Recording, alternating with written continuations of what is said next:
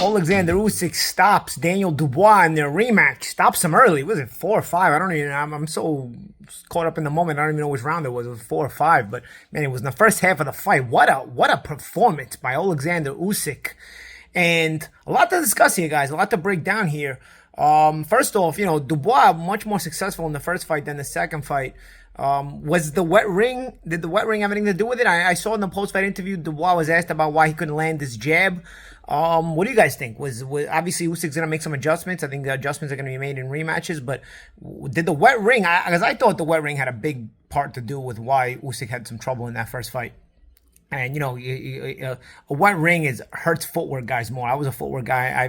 I've worked out sometimes in wet rings. It's frustrating. I've actually thrown temper tantrums in gyms over rings being too wet. So back in the day, not now. But what I'm saying is, to fight in a wet ring, that had to have some effect on Usyk and his footwork, because he's a footwork guy. And tonight you just saw his footwork was stupendous, magnificent. Dubois tried to come out pressuring. But and what he tries to do, he tries to create that panic in you because he's a puncher. So he tries to create that panic to where you start moving too much. And especially at an older Usyk, maybe he'll get tired out by moving too much. But Usyk keeps his steps, his moves so short, so tight. And because they're short and tight, they're not burning a lot of energy, number one. And number two, he's able to throw punches off those moves because they're in so tight that he doesn't really lose the punching distance and punching range, on top of always being well balanced when he makes that sidestep. He likes to make that sidestep a lot to the right-hander's weak side. And, he was doing that very, very well tonight. A lot of times he'll make that sidestep without punching. A lot of times he'll sidestep as he's throwing the left hand. Then he varies the left hand with a straight shot around the side. I think that's a really sneaky shot against opposing stances. I used to like to use it against southpaws as well. That wide right hand against southpaws. Obviously, the southpaw will like to use it against right-handers. Sometimes that wide left hand. Sometimes people say, "Oh, throw straight right hand against a southpaw." For a southpaw, throw straight left hand against a right-hander. But if you mix them and sometimes throw it wide, obviously calculating your distances correctly, it can have a lot of effect, and also it can prevent the opponent from getting not just a timing, but also a anticipation for your backhand punches, because sometimes they're coming straight and sometimes they're coming in from around the side. And I think Usyk really masters that very well. If that was a punch actually Pacquiao knocked out Hatton with, which is a wide left hand, if you remember it, because a lot of times the opposing stance is looking for that straight shot down the middle from the backhand of the opponent, and instead when it comes around the side, it really messes up their ability to anticipate it. That was actually the shot that ended up knocking Dubois out tonight, but Usyk was varying them straight shots with the left hand and wide hooking shots with the left hand. And of course that was mixed in with a sharp jab, a southpaw jab Usyk has mixed in with footwork. Because really when people say a good jab it can only be a good jab if you have the proper footwork behind it, because a good jab is dependent on you understanding and controlling range. It's not just a punch where you sit on it and you can just power through guys, because if you do that, you're eventually going to be bound to get countered. So having a good jab is in my opinion something that has to go hand in hand with your feet. Sometimes you know how to step back and use it. Sometimes you know how to step in and use it. Sometimes you know how to feint in and drop it. It's all about distance control and varying the speed and the height and the levels of it. And of course you do all that with your feet. Mixed in with the sharpness of the jab and the way you throw the jab. And I think Usyk does a really, really good job of that. And it's why then when he throws the backhand, it allows him to have more disguise of the backhand, because then he's throwing the backhand and he's sidestepping at the same time. Sometimes he's sidestepping and he's not using the left hand. Sometimes he's sidestepping using the straight left hand. Sometimes he's sidestepping using the wide left hand. And then all of a sudden he's also to your weak side. And when he's to your weak side, you got to go turn and meet him, and he's meeting you with punches. Or sometimes he's just leaving you hanging there. Either way, all these moves are short enough where he's just consistently sort of causing a chaos in your mind. And especially if you're Dubois, who's relying on you, breaking you mentally, trying to land big power and also pressure you with his physicality.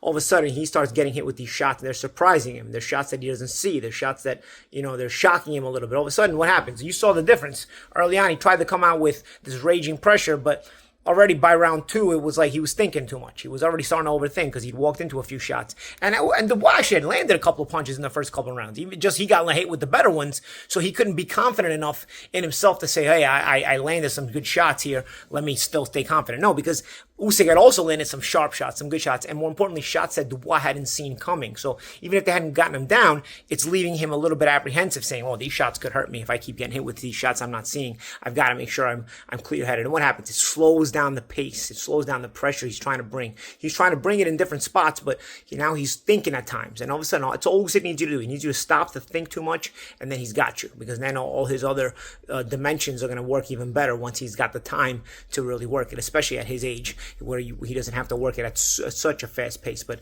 really beautiful work by Oleksandr Usyk. Dominant performance, really more dominant than I expected, or I'm sure any of you expected. I'm sure I'll get the comments in the comment section where you guys will give me your thoughts. But I thought a stoppage could be in the cards. If you guys watch my other podcast, the gambling podcast I have with Tommy Reynolds, big Tommy and Paulie's Big Fight Forecast, we did talk about that a stoppage could be in the cards in this fight, but I don't think anybody thought it was this early. I mean, this was. I mean, he made it look easier than the first fight. And like I said, I think it has to do with Usyk's ability and IQ in rematches, but also I think the fact that the ring wasn't wet this time. I really think it magnified the effect of Usyk's footwork, where he couldn't really be that crafty on his feet, or as crafty on his feet in a wet ring last time. So and I think it overplayed there on the first time, and the second time around, I think you saw what Usyk was really capable of doing. Really good performance. Where does Oleksandr Usyk go from here? That's the only thing now. I mean, you really got to start to wonder. He's 38 years old, and you start to wonder, this is a little bit older. Again, for heavyweights, is not as old, but nonetheless, I mean, Muhammad Ali, I think, was 38 or about 38, 36, 37 when he fought Leon Spinks, and that was already fading Ali, right? Granted, he hasn't had a lot of pro fights, but he has a ton of amateur fights, so it still counts. And in the amateurs, when you have a lot of amateur fights, you're typically always in against very, very good level of opposition. Because once you're a high-level amateur, you're always in very tough competitive fights and tough competitive tournaments. So he does have some mileage on him, but he's also a guy who hasn't gotten hit a lot. He's very responsible defensively. Doesn't really go down, maybe susceptible to the body a little bit. You saw him take a little bit of a low blow again, a shot on the belt line, and he told Dubois to keep them up during the fight, but that was more jokingly, but nonetheless, he still may not like it to the body, but I think he hasn't taken a lot of headshots, and he's still keeps himself young. He's an energetic guy. I think the English crowd loved him, and this is why I've always said repeatedly that I think the English fans are the best fans in boxing. I mean, you can go there and they'll appreciate a really good fighter even if he's not from England. I mean, I think Usyk really appreciated the Usyk chants after the fight.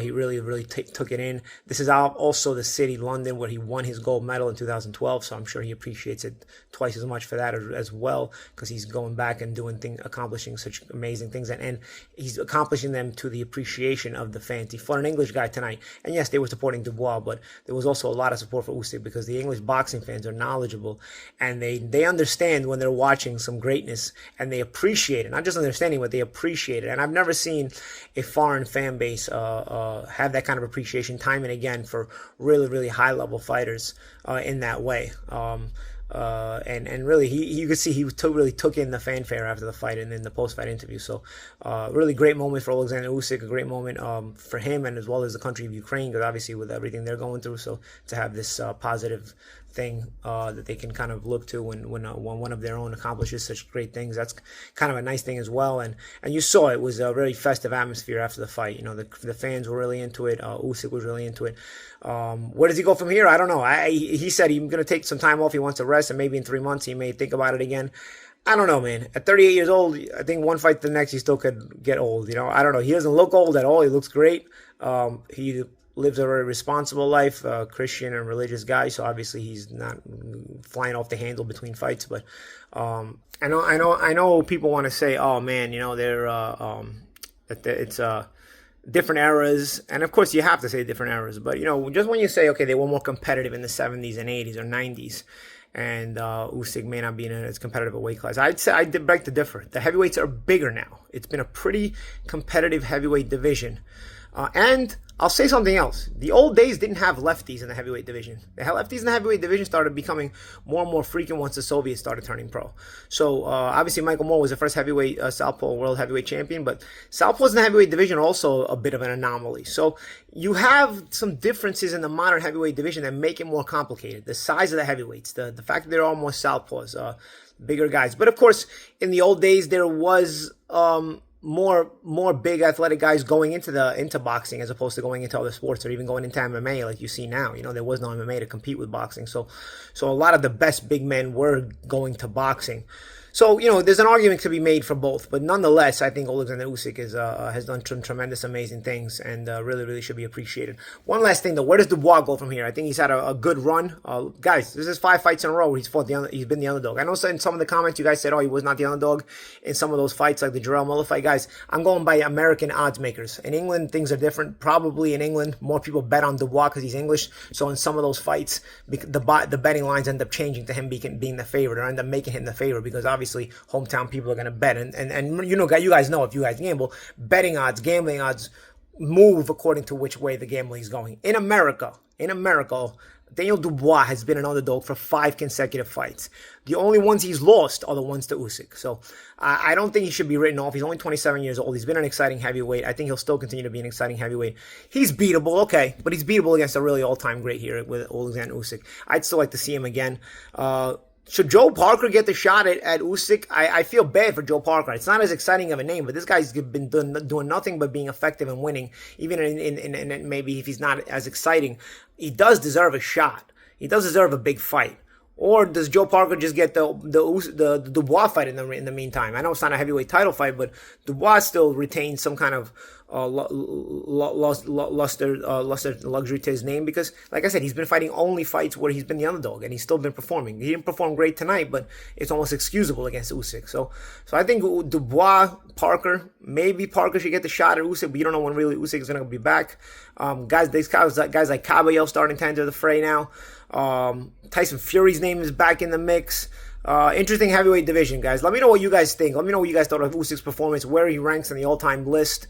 I know, everybody was big into their nostalgia, but remember, Soviets were not turning pro until the 90s, and I think that makes a big difference. That's another thing. Heavyweights are bigger. Lefties are more common now, and also the Soviet era of fighters did not start turning pro until the 90s. So the old days, they didn't have to deal with those guys. So a lot of things that also favor Usyk being a GOAT. But of course, man, it's hard to pick against Ali being the GOAT. I'm Paulie Malignaggi, man. This is Paulie TV.